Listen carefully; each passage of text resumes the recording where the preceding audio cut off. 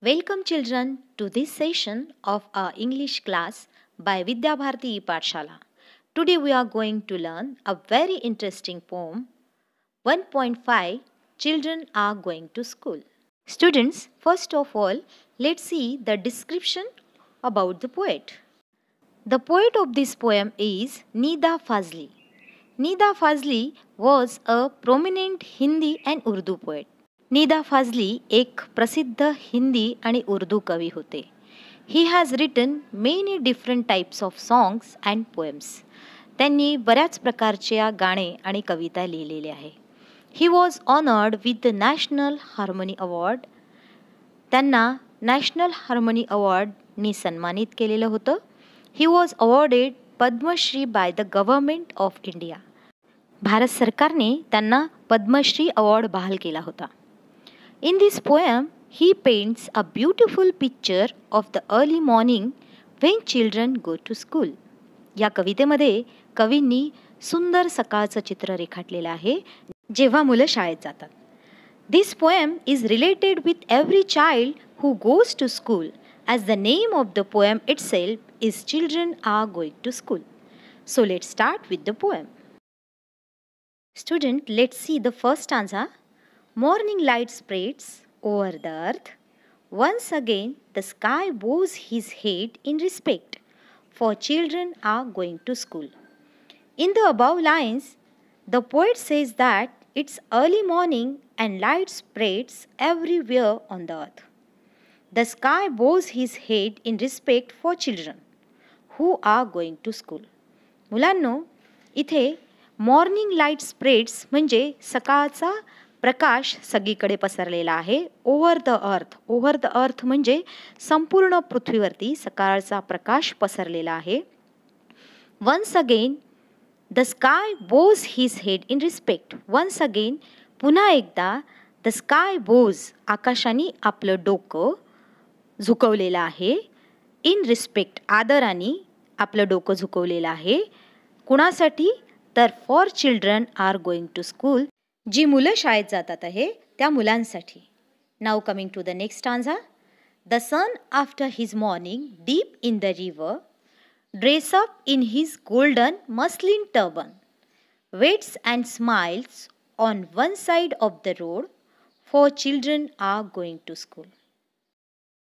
Students, here the poet gives beautiful description of the sun taking deep in the river and after coming out is dressed up in his golden muslin turban. It seems as if the sun is waiting for children on one side of the road, welcoming them on the roads as they go to their schools. The sun after his morning deep in the river. सूर्य जणू काही सकाळी नदीमध्ये आंघोळ करतो. Dress up in his golden muslin turban. कपडे परिधान करतो. गोल्डन म्हणजे सोनेरी, मस्लिन म्हणजे मलमली, टर्बन म्हणजे फेटा. सोनेरी मगाचा फेटा परिधान करतो आणि waits and smiles on one side of the road. On one side of the road रस्त्याच्या एका बाजूला हसतमुखाने वाट पाहतो त्या मुलांची जी मुलं शाळेत जातात. Now let's see the next stanza. Through the green top branches breezes sing their songs of blessings. Fragrant flowers awaken the sleepy roads with their melodies.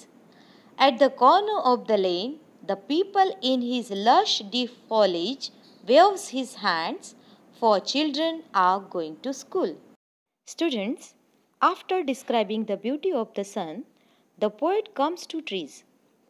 In the above lines, poet says, branches of trees are covered with green leaves. The sweet breezes are singing song for children, and in their songs they are giving blessings.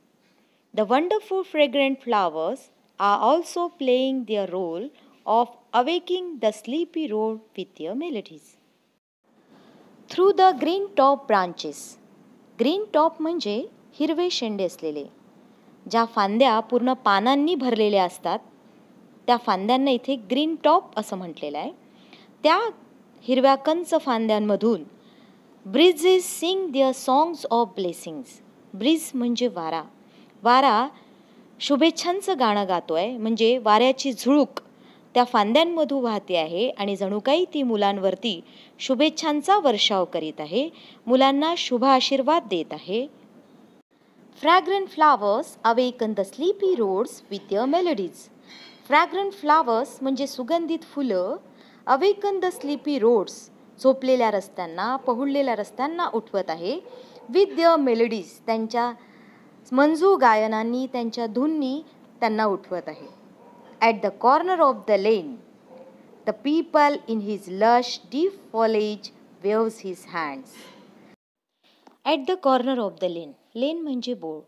बोळीमध्ये कोपऱ्यावरती the peepal in his lush deep foliage, पिंपळाचं झाड आहे, जे lush, lush म्हणजे टवटवीत, फॉलेज, फॉलेज म्हणजे हिरव्याकंच पानांनी, पर्णसंभारांनी ते झाड भरलेलं आहे. वेव्स हिज हँड्स, हात हलवून ते मुलांना बाय करत आहे, शुभेच्छा देत आहे. For childrens are going to school, जी मुलं शाळेत जात आहे, असं सुंदर वर्णन कवीने या कडव्यामध्ये केलेलं आहे. Coming to the next stanza. Angels of light have set out, every road is a gleam. At this hour, every particle of the earth throbs like a mother's heart. Time sitting on an old roof flies pigeon in the sky, for children are going to school. Here the poet says that everywhere there is brightness as angels of light have come out on the roads, making the roads bright, and every particle of the earth throbbing is like a mother's heart. Time is sitting on old roof and pigeons are flying in the sky. All these actions are done when children are going to school. Angels of light have set out. Angels of light म्हणजे प्रकाशाचे दूत. प्रकाशाच्या दूतांनी तयारी करून ठेवलेली आहे. Every road is gleam, आणि प्रत्येक रस्ता हा प्रकाशाने उजळून गेलेला आहे. ॲट धिस अवर, यावेळी जेव्हा मुलं शाळेत जात आहे. Every particle of the earth, पृथ्वीवरचा कण आणि कण, throbs like a mother's heart. Mother's heart म्हणजे आईच्या हृदयासारखा. थ्रॉब्स, थ्रॉब्स म्हणजे धडधडत आहे. आईच्या हृदयासारखा प्रत्येक कण आणि कण या प्रकाशाने उजळून निघालेला आहे. Time sitting on an old roof. Old roof, जुन्या छतावरती. टाईम सिटिंग, वेळ बसलेली आहे, म्हणजे वेळ थांबलेली आहे, म्हणजे वेळसुद्धा प्रतीक्षा करत आहे, असं इथे कवीला म्हणायचं आहे. Flies pigeons in the sky, पक्षी आकाशामध्ये उडत आहे, कबूतर आकाशामध्ये उडतात आहे. For children are going to school, जी मुलं शाळेत जात आहे, त्या शाळेत जाणाऱ्या मुलांना संपूर्ण निसर्ग त्यांचं स्वागत करत आहे, त्यांना शुभेच्छा देत आहे, असं या कवितेत कवीला म्हणायचं आहे. Students, this poem is translated from बच्चे स्कूल जा रहे हैं बाय निदा फाजली. निदा फाजली हे जे कवी आहेत, या कवींनी त्यांची ही जी कविता आहे हिंदीमध्ये बच्चे स्कूल जा रहे हैं, त्याचं हे इंग्लिशमध्ये भाषांतर केलेलं आहे. Students, learn to read this poem from this video and have a fun. Thank you.